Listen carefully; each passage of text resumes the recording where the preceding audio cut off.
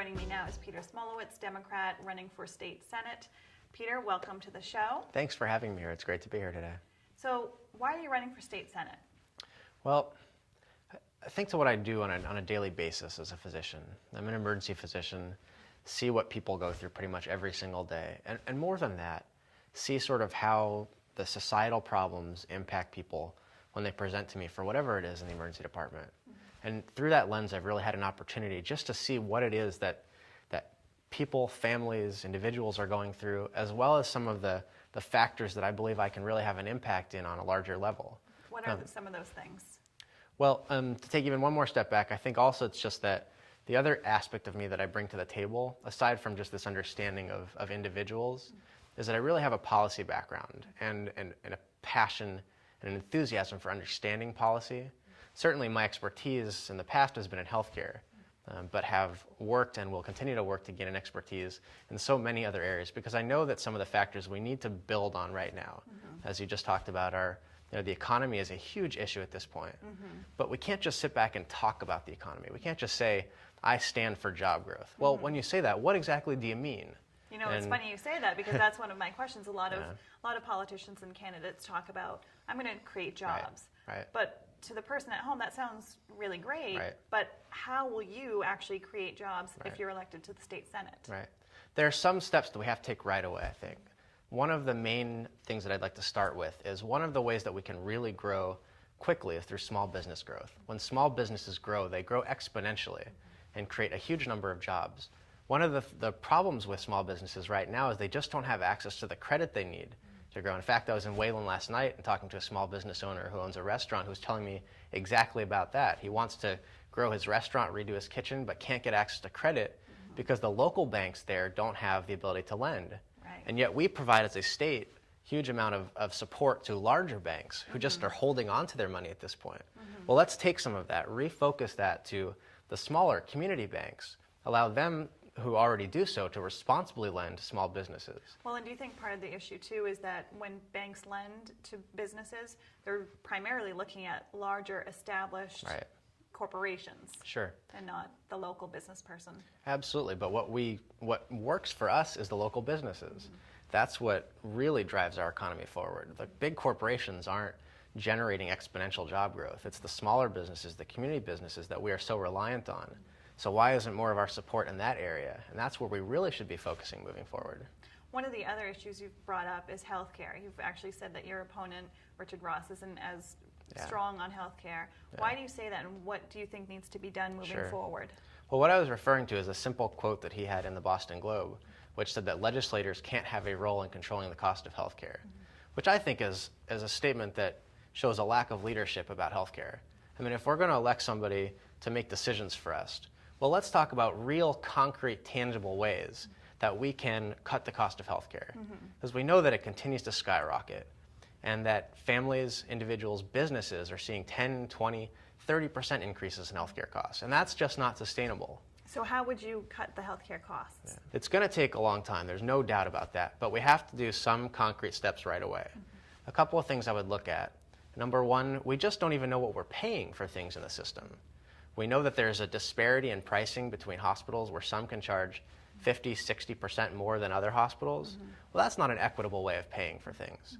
So let's first understand what we're paying for, how much we're paying, and then making sure that we're paying based on value, and not just based on market power. Do you think there should be a sort of a la carte insurance method where, let's say I only need X, Y, and Z and not A, B, C and X, Y, and Z? Do you think that's the way it should be done? It's really hard to do that, I think, because individuals don't really know what they're going to need in times of emergencies or times of disasters. And insurance companies in many ways have been predatory with those kinds of a la carte plans. And people, once they end up in a situation where they're devastated by something, look back and see, well, that's not actually covered in your plan. And that shouldn't happen. Right. But we can, for example, choose based on, if you want to include a lower cost area, for example, where you're okay in not going to a hospital that may charge twice as much, you should be able to choose that. It's just that when people end up in emergencies, we don't want them to be choosing between the cost of something, so they're avoiding care just based on the fact that it may cost more. That's not right. 97% of Massachusetts residents have health care. Do you see any way that we should be improving upon that number? Obviously, the goal would be 100%, but what do you see as the barrier between 97 and 100%? I guess the problem right now really is, it's important that 97% of people are covered. We took a huge step in 2006, but we're not done. But instead, I think in my mind of focusing on that 3%, we're actually going backwards right now. There's some data to suggest that people are unenrolling because they can't afford the cost of the care. So let's really focus in to really go for what the cost of care is. And if we can bring that down, well, we can make it more affordable for people, because right now we have a mandate that makes people purchase insurance, but it's simply not affordable for most people. And so making it more affordable will allow us to grow the number of people that are insured. If you're elected to the state senate, this will be your first elected position that you will have held? Yeah, aside from town meeting. One of the questions I think people might have is, if they're looking to put their vote to you, does it make sense to vote for you and you'll be one of 180 versus your challenger, your opponent, Richard Ross, and he'd be one of 3, basically. So what do you say to residents here in Needham and across the district when that might be their concern? Lucky for me, this is a district that really has had an independent voice in the past. We've gone from Democrat to Republican. So it's not about the party for people here. It's about what the individual stands for and whether they can bring an independent voice to the state senate. And I'm not afraid that I'm to stand up to leadership. I'm not afraid to work with leadership. I'll do what it takes to stand for my morals, to stand on my ideals, and really stand for the voices of the individuals in this district, because that's what they're looking for somebody that's just not afraid to do the right thing and have an independent voice. Let's talk about working with leadership, because during the primary or the preliminary, things got kind of heated between you and Representative Harkins. Is it a concern for you now moving forward that some people might take what happened in that race and turn it on to you and not really want to work with you if you're elected? I can't see that happening. I think that people know, or people who know me really well know that, look, I say what I stand for. I'm not afraid to say what I mean. I'm not going to hide who I am, but I also know that in order to get things done at the state senate, you have to be willing to make compromises. It's not about going in there and standing against everybody. But you have to fall back onto what you believe in and what you think is right.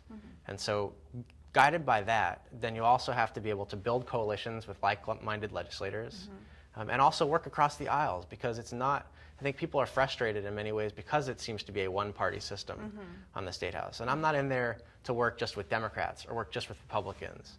I'm there to work to accomplish the real challenges that are facing the district and the families in this district. So wrap up for us real quickly for the residents here and people at home watching. Why should they vote for you on May 11th? Well, I think it's really important that at this time, where Massachusetts is facing so many challenges, that we bring somebody into the State House who can offer a new perspective onto some of the issues. I'm not running as the typical politician, because I'm not the typical politician. I'm an emergency physician, have a background in healthcare policy, and will bring an independent voice to this district to deal with so many of the immense challenges that we're facing. Again, job creation, cutting the cost of healthcare, bringing clean and renewable energy, improving the transparency of government. Those are the things I stand for. I'll be an independent voice standing only for the families of this district, and I ask for their support on May 11th. All right, Peter, I want to thank you for being here today, and we wish you the best of luck on May 11th. Again, to remind you at home, polls are open from 7 a.m. to 8 p.m. on May 11th. It's so important that you vote. This will probably be a low voter turnout. You can do your part by getting out there and exercising your right to vote. Thanks for tuning in. We'll see you next time.